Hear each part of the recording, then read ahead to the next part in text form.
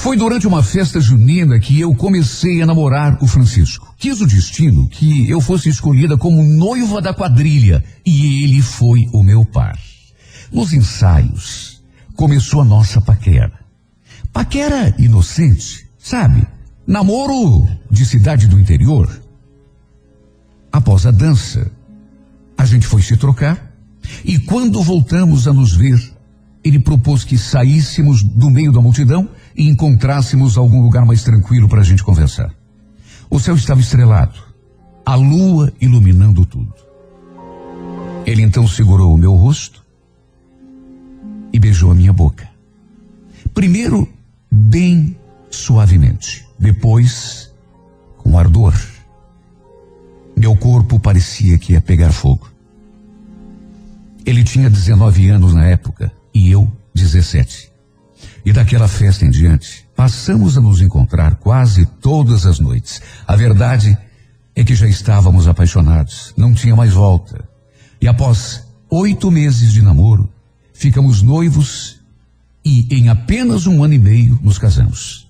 Nosso plano era vir lá de Siqueira Campos, morar aqui em Curitiba e aqui iniciarmos a nossa vida em comum. E assim foi feito. O meu marido sempre foi muito trabalhador, muito dedicado e, sobretudo, muito responsável. Tanto que já veio com emprego garantido. Meu cunhado tinha conseguido uma vaga para ele na empresa de construção em que trabalhava. Agora, apesar de tudo isso ser importante, de ele ser trabalhador, honesto, um homem responsável, o que realmente mais importava para mim era o modo como ele me tratava. Olha, não tenho dúvidas de dizer que raras mulheres nesse mundo tiveram um marido tão atencioso e tão carinhoso como o meu. Acho que não corro o risco de falar bobagem se disser que o meu marido era uma pessoa rara. Não tem mais homem igual. Não existe. Ele não permitia, por exemplo, que eu levantasse da cama pela manhã, ia ele para a cozinha e me trazia o café. E isso não foi só durante algum tempo não, como alguns podem imaginar, mas durante todo o tempo que durou o nosso casamento. Nessa época, morávamos de aluguel. Mas o meu marido tinha a ideia fixa de construir a nossa casa. Sabe, na cabeça dele não tinha coisa mais importante do que construir a nossa casa. O nosso cantinho, como ele mesmo falava. E não media esforços para realizar o seu sonho. Na verdade, o nosso sonho. Trabalhava de sol a sol. E ele mesmo começou a construir o nosso cantinho. E o nosso sonho começou a se realizar quando finalmente conseguimos comprar um terreno. No primeiro ano, a gente construiu os 2 primeiros cômodos, mas já com o terceiro planejado para o ano seguinte. Na verdade, demorou quase 4 anos para nossa casa ficar completa, prontinha, embora meu marido trabalhasse duro para cumprir a sua promessa. Estávamos agora, finalmente, debaixo do nosso teto. Ah, meu Deus, que alegria! Eu acho que não tem coisa mais satisfatória. Acho que não tem coisa mais, sabe, não tenho nem palavras para expressar a alegria, a felicidade que dá na gente quando a gente entra na própria casa, sabendo que não vai precisar pagar aluguel, que dali quem vai tirar a gente. Nada como estar dentro do nosso cantinho, como falava o meu marido. O nosso sonho estava finalmente realizado. Se bem que foi também nessa época, bem nessa época, quando a gente mudou de casa, que um sonho estranho deu de me perseguir. Era uma coisa esquisita, porque o sonho em si já era esquisito. E outra coisa estranha era que se repetia. Nesse sonho, que eu não sabia se na verdade era um sonho ou um pesadelo, aparecia uma escada. Uma escada assim bem inclinada. Eu não conseguia ver o fim dessa escada. Porque de um certo ponto para cima, ela se perdia numa escuridão total. O Francisco falava sempre que queria aproveitar uma laje que tinha no fundo do terreno para fazer uma churrasqueira.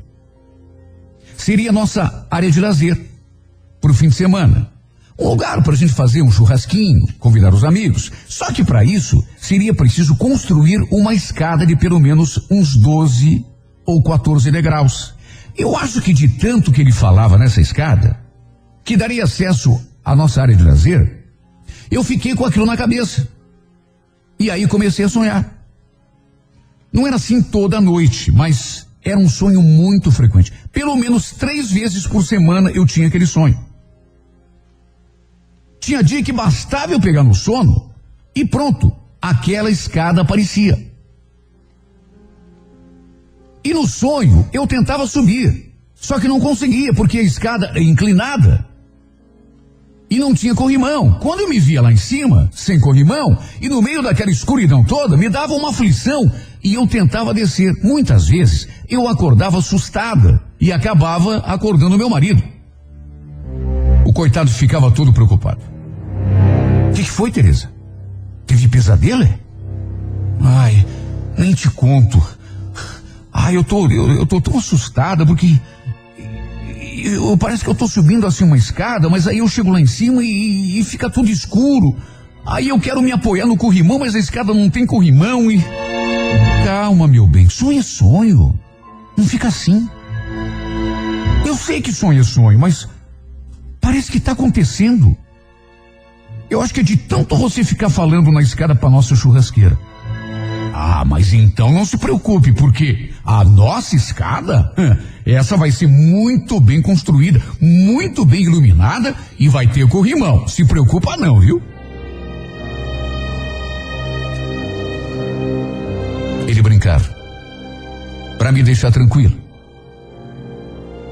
E o fato é que, até para não incomodar mais o meu marido, eu passei a não falar mais daquele bendito sonho, embora continuasse sonhando. Só que aconteceu uma coisa. Eu passei a ter medo de dormir, porque na minha cabeça aquele sonho não era bom sinal. Era, quem sabe, um aviso. De qualquer maneira, a gente foi levando. De vez em quando, ele perguntava do sonho. Até que num sábado, meu marido acordou alegre, bem disposto. Como de hábito, trouxe meu café na cama e brincou comigo. E a escada? Já ficou claro lá em cima ou continua tudo escuro? Pelo amor de Deus, Francisco, nem toque nesse assunto, pelo amor de Deus. Essa noite, graças a Deus, eu não sonhei com essa bendita escada. Você sabe que ultimamente eu ando com medo até de dormir? Faz o seguinte, quando você sonhar, se me chama, que aí eu subo essa escada com você. Aliás, melhor ainda, mês que vem, no seu aniversário, vai estar tudo pronto. A churrasqueira em cima da laje e tudo mais pro nosso lazer. E a escada, isso eu te prometo, não vai ser como essa escada que você anda sonhando não, viu? A nossa vai ter degraus largos, corrimão seguro. Ah, e vou colocar, sabe aquelas calhas com lâmpada fluorescente? Pois então, vou colocar para você nunca mais subir essa escada escura aí que você vê no seu sonho, viu?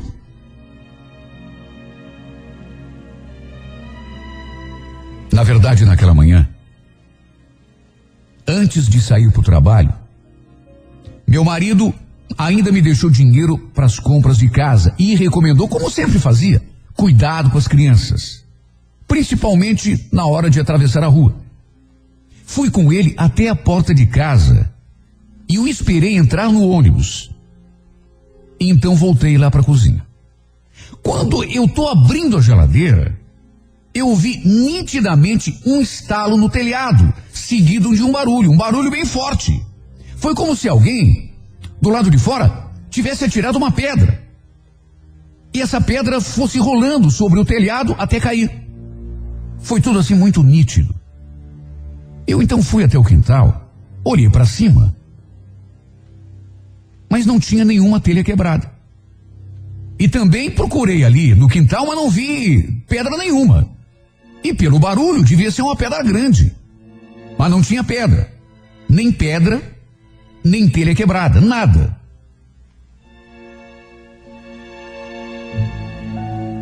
Eu então voltei para a cozinha, tomei um copo d'água e voltei para a cama. mas voltei nervosa. Meu Deus, de onde pode ter vindo essa pedra? Ou melhor, o barulho. Porque pedra mesmo, eu não vi. Por um momento eu pensei, deve ser coisa da minha imaginação. Talvez por eu não estar conseguindo dormir direito por causa desse sonho com essa tal escada.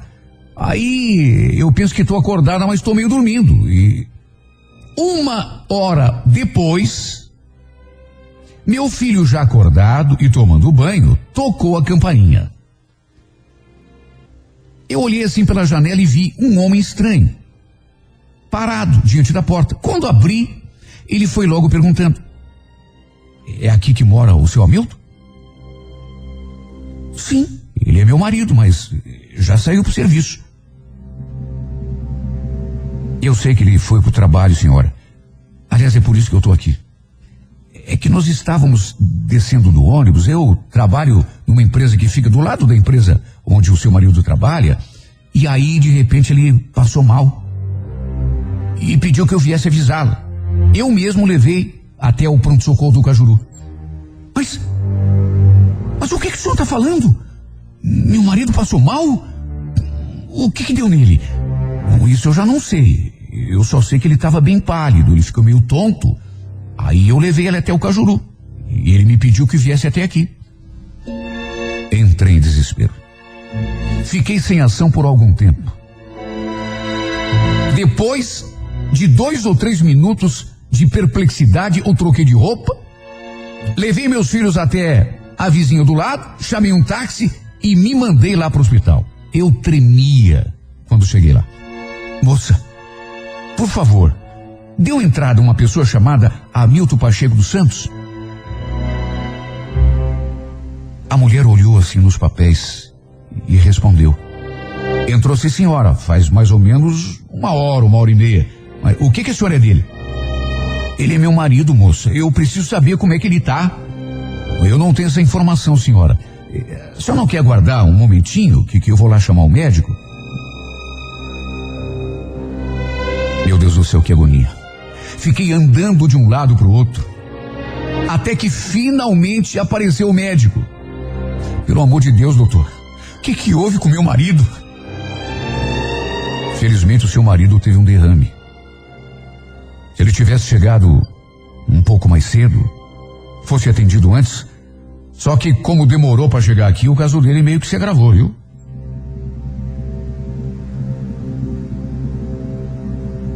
Eu olhei para a cara do médico e fiquei esperando que ele dissesse mais alguma coisa.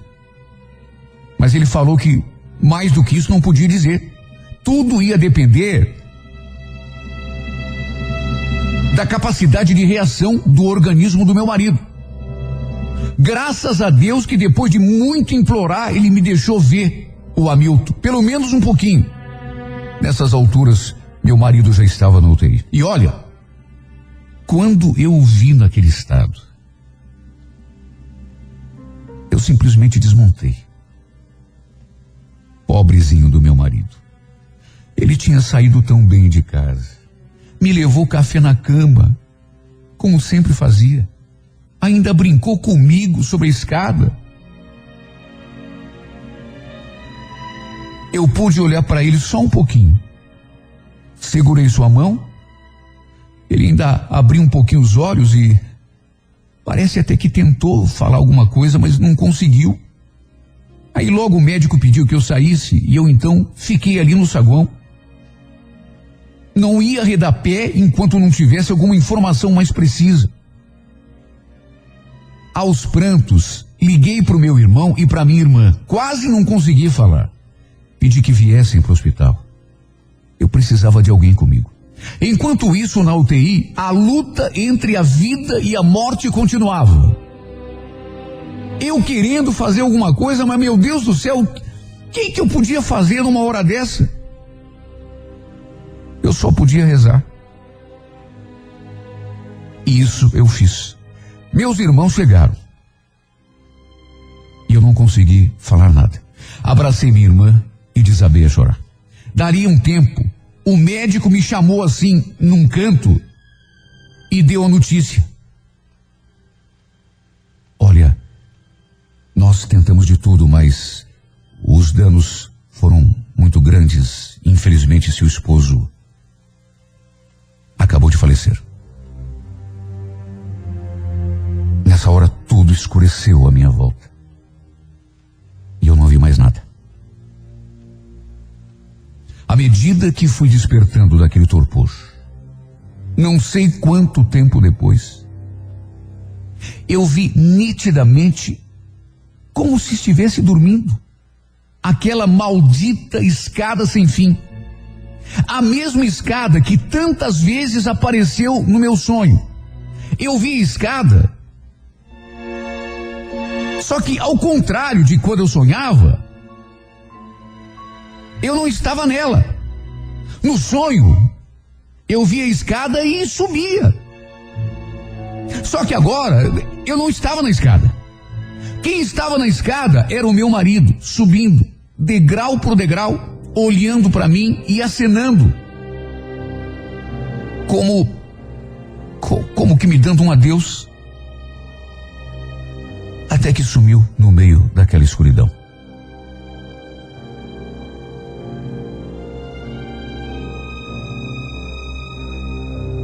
No velório, eu fiquei lembrando dos nossos momentos juntos, pensando nas vezes em que ele adivinhava o meu pensamento, mesmo sem eu falar.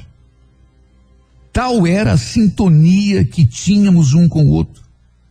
Quem sabe, por pressentir que estava prestes a nos deixar, ele tenha construído tão rapidamente a nossa casa. Durante aqueles 4 anos, esse homem trabalhou para trazer o sustento, e nos finais de semana, ele sozinho construiu a nossa casa. Só trabalhando sábado e domingo, sozinho. Era como se ele quisesse nos deixar amparados. Ele sempre falava que queria me deixar segura e que pensava muito na minha segurança e na segurança dos nossos filhos. Meu Hamilton, um homem como, vou repetir o que eu disse lá no comecinho dessa carta, como não tem outro igual. Talvez nesse mundão de meu Deus, algumas mulheres possam levantar o dedo e dizerem que tiveram um marido maravilhoso. Talvez igual ao meu Hamilton. Agora melhor, duvido. Um homem que não me deixava levantar de manhã. Levantava às 6 horas da manhã, às vezes até antes, 5:30, brigava comigo se eu quisesse levantar, ia lá na cozinha, fazia o café, me trazia o café na cama. E só me deixava levantar na hora de sair. Quando eu ia até a porta com ele e ficava ali, olhando para ele lá no ponto do ônibus, esperando o ônibus, e só saía dali quando ele subia no ônibus e ia embora para o serviço.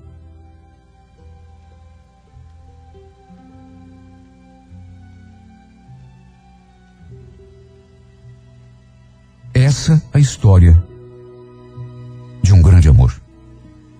Um grande amor que todavia tão cedo se acabou. Nunca mais sonhei com aquela escada. Aquela maldita escada por onde vi o meu marido partir, até sumir na escuridão. Mas às vezes, sinto vontade de revê-la. Ou para ver o meu marido descendo por ela e voltar para mim aqui nessa terra. Ou quem sabe, para eu também subir, degrau por degrau, com os meus filhos nos braços. Até onde você está, Hamilton? Para outra vez, ver minha família reunida como foi um dia.